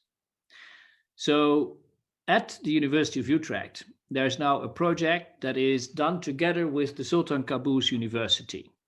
That program is now laboratory testing a use of microorganisms in the soil. Those microorganisms are everywhere and they are roughly the same. You don't have to import microorganisms, so use the microorganisms that are already in the soil in Oman. They're being fed with a certain material, not chemical, but natural. Interestingly, these microorganisms eat it and then they die.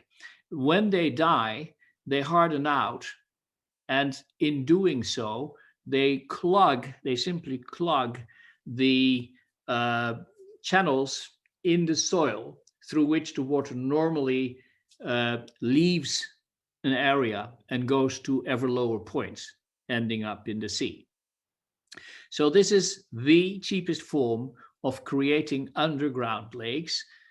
At the same time, you stop salination of the aquifers. So we hope that within the next 2 or 3 months, the laboratory tests between the Sultan Qaboos University and Utrecht University are finished, and that we then, in great haste, can create the first real test in Oman to create an underground man-made aquifer. That is the simplest and the cheapest to do. The hope that we have is that this will recreate a number of aquifers that we've been losing, and that we can actually create new ones. Because as was just said, we have storms, a lot of rain is falling, and we see it actually going to the sea.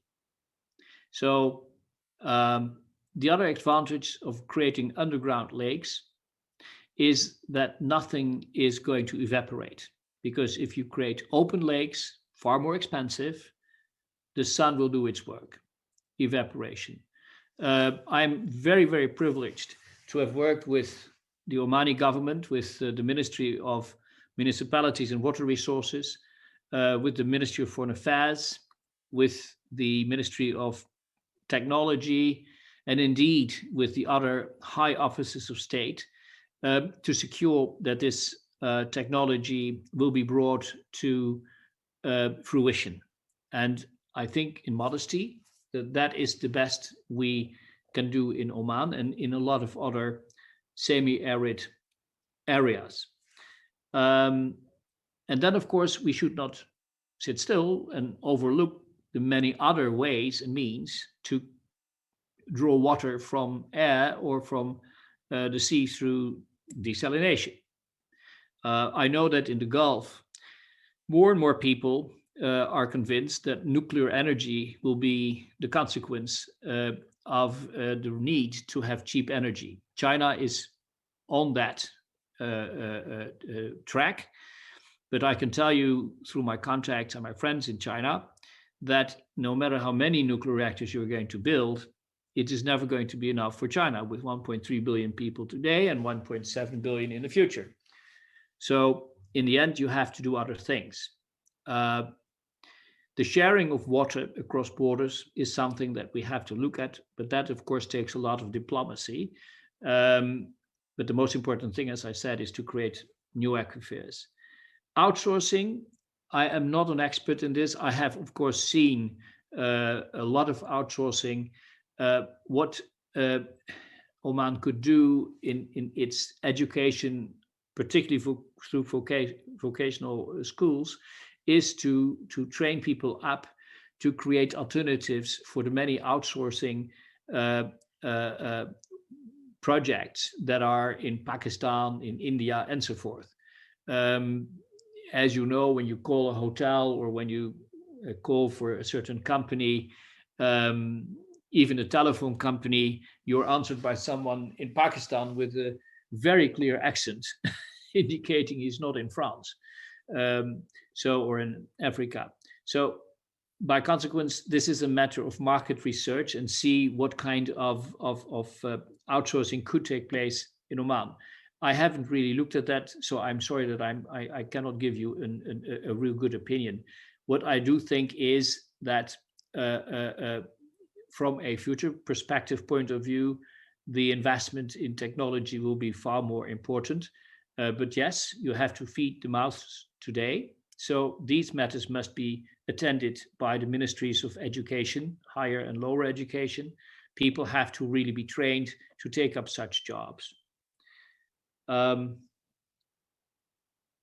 Was there another issue? No, actually, you've answered my questions, and this is really, I really appreciate your answers. Very, very helpful and informative. But I love what you told me about water. This sounds fascinating, coming from research, from the research field. I really do believe also, when it comes to education, the lady was mentioning about the education is, research is something that need to be taught from literary kindergarten, something that, need to be part of our schooling. I was educated in Iraq and then worked in the US, but I really believe, and I also lived in Holland. But I really believe part of, it's a mentality that you teach a child. And I think research shouldn't be only in university, but also in our school system. So thank you so much. This has been very informative. I appreciate your answers. Well, the details of the water project can be picked up at both the Sultan Qaboos University and at the Ministry of Municipalities and Water Resources. But if you through the office of His Excellency Khalil provide me with your details, I can send you full presentations on these matters. I'm a member of the board of the chair, so I know what's going on.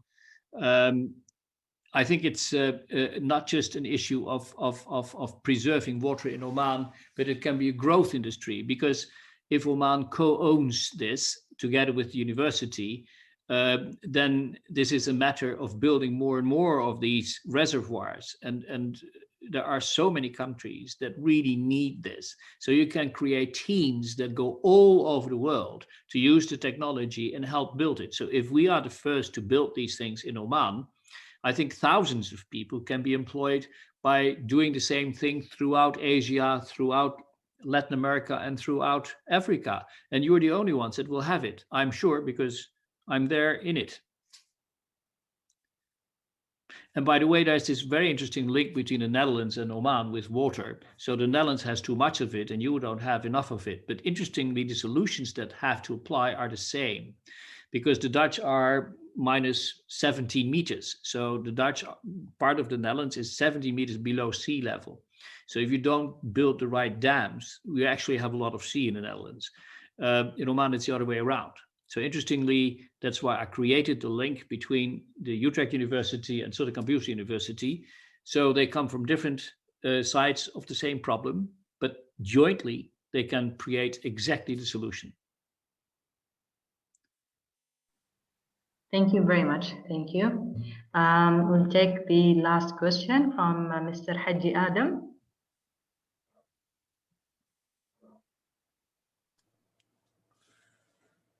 Hello, Rio. Thank you very much for your presentations. I have a remark on what Huda mentioned about outsourcing. We have in Oman here a huge gap for skilled people. And I happened to be in India once, and some factories, and I found out they were making parts for quite sophisticated bombs and machines to be exported to USA. I think these are the sort of things we want here in Oman. We want our youth to be trained, the knowledge to be spread, and they have to be skilled in these areas if we want to create a good job. The question I have, how successful is the seawater and irrigations, and what kind of plants and crops can be grown using seawater?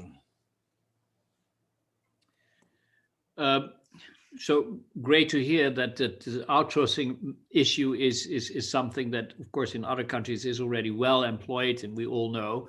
I worked for a couple of banks, and practically all of the IT was actually exported to India and Pakistan, even of the biggest banks and the biggest firms that are dealing with IT for the banks. So yes, it's absolutely a very good employment platform. With regards to, sorry, your last question was? Seawater. Yes. Well, this is what CRISPR-Cas9 can simply do. Interestingly, it sounds a bit strange if I tell you this, but when you were in your mother's womb, interestingly, you were equipped to live in seawater, actually in water. So you had, I think it's called keys, as a fish. In other words, throughout your development in the womb, you go through the different stages that actually Earth went through. So in your genes, there is a adaptation mechanism that can clearly make you able to survive under different circumstances that you are in today. So through gene editing, but this is of course very simplified if I say it like this, you can actually bring back certain things or create certain things that somehow is already in your genome. So it does apply to almost anything in the end. But of course, rice is such an important staple food for so many countries that the company Agri-C, it's called, has decided to focus at rice. Now, of course, many countries will be very interested in the technology, but the question is, who's going to really facilitate them? In Europe, people were too slow.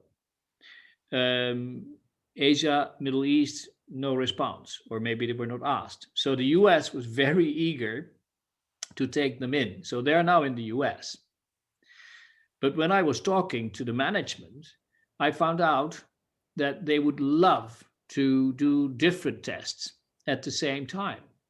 And of course, one funder says, okay, do 1 or 2 tests here. They would love to do 10 or 20 tests. So I think we could really step in and, after very, very careful consideration, do something that would be useful for Oman. The interesting thing is that if you are part of this, and if it is going to be successful, it's not just that you get rice, but you earn money on top of it. Because, of course, if this works, and the first tests indicate that it is going to work, this is going to be a very, very big market. Great. Actually, here in Oman, without us realizing, a lot of farms along the Batna coast in the old days used to survive on fresh waters from the wells, coming from the mountains and under the ground, and the water table got depleted, and a lot of plants disappeared. But some plants survived, and among them are a particular type of dates trees. They're still surviving, and they now maybe people don't eat them, but at least they use them as food for animals and grow in those areas fodder. So actually in Oman it's happening without us realizing, and because the water is salty, it's not as salty as the seawater, but it's quite salty. Thank you. Well, the interesting thing is, and this is, I look at it as a wonder, but it actually is the way Allah created Earth. So the first things that were there were actually in balance with each other, and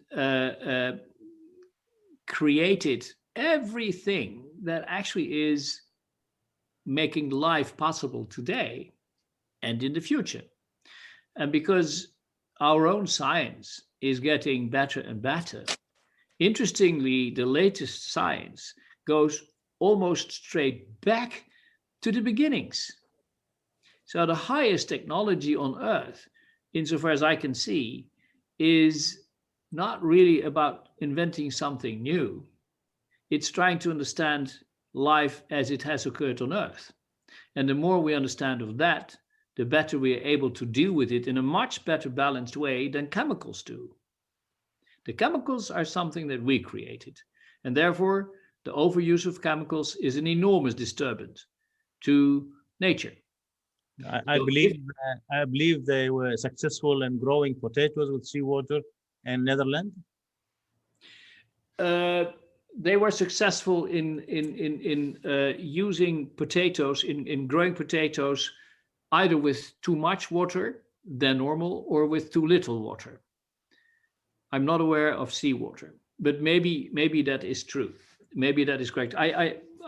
I can remember vaguely that something was then done in that area as well.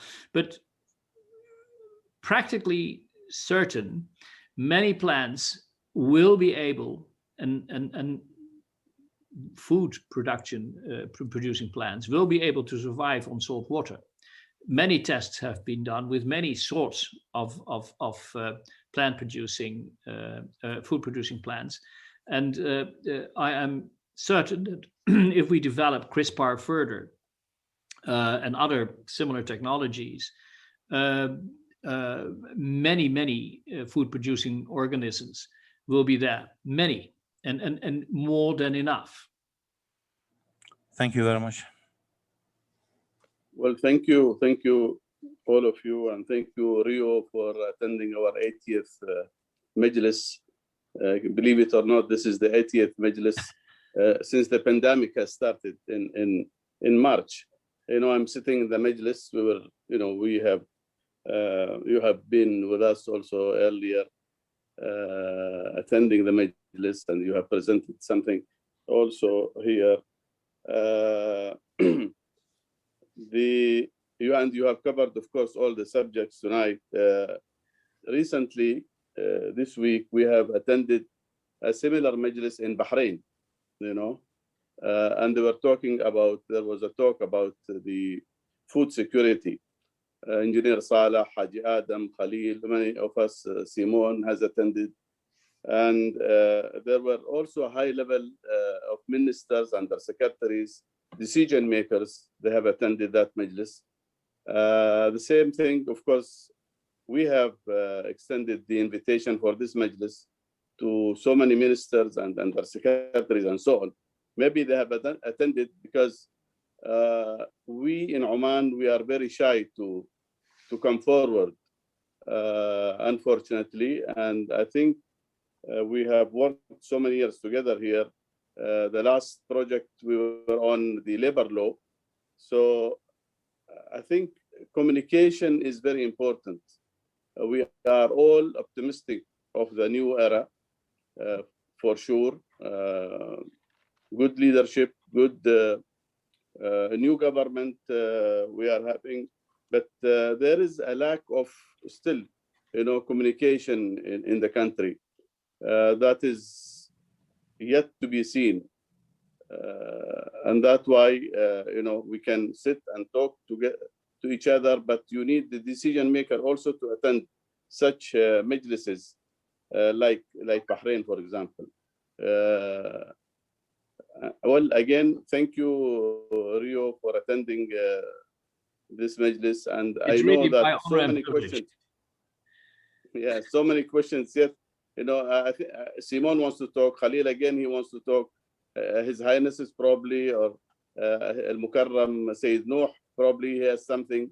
After, Engineer Salah, all of you, but it is getting very late, and we have made you sitting on that chair for 2.5 hours. Thank you, Rio, again. And thank you, everyone, for attending this Majlis. Thanks. I thoroughly enjoyed it, and it's so great to see all of you. Thank you. And all of us and others can see it on the YouTube within 24 hours, probably. كل عام وانتم بخير جميعا. شكرا جزيلا، كل عام وانتم بخير. شكرا. يا مبارك أصلا. وانتم بخير. شكرا خليل على هذا الانفيتيشن. Thank you very much, Rio. I hope to see you very soon in Jakarta. Thank you, Your Highness. It was such an honor to see you here.